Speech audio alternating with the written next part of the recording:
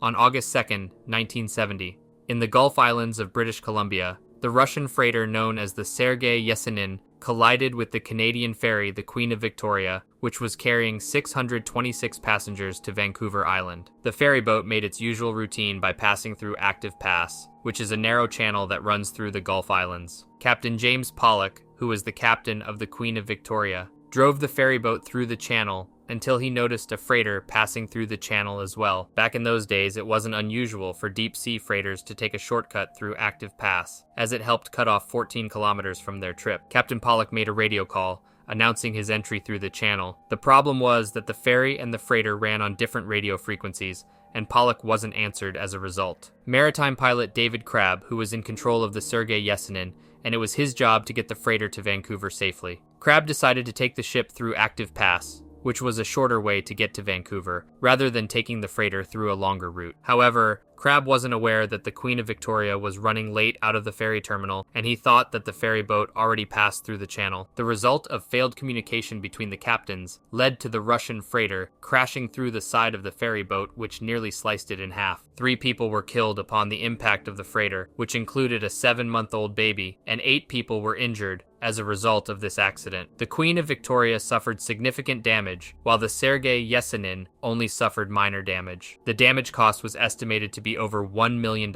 and the Russian freighter did not have permission to enter Active Pass, and as a result, the Soviet government compensated BC Ferries $550,000 in damages and 60% of all third-party claims.